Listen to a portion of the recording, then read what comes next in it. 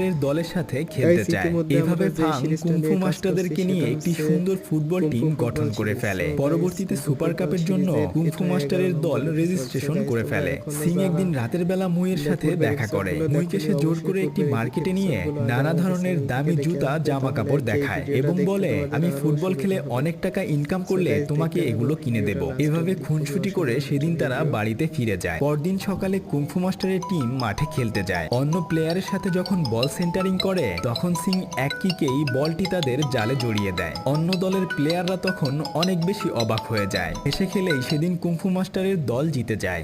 দল জেতার সাথে সাথে এই খবর মিস্টার হাং এর কানে চলে আসে। সে অবাক হয়ে যায় যে ল্যাংলা ফাং এর দল এত ভালো খেলছে। অন্যদিকে কুংফু মাস্টাররা যে দলের সাথে ফুটবল খেলে তাদেরকেই তারা হারিয়ে দেয়। আসলে কুংফু মাস্টাররা এক একজন এক এক ধরনের পারদর্শিতা দেখিয়ে প্রতিটি ফুটবল ম্যাচ জিতে যায়। সারা দেশব্যাপী তখন নতুন একটি ফুটবল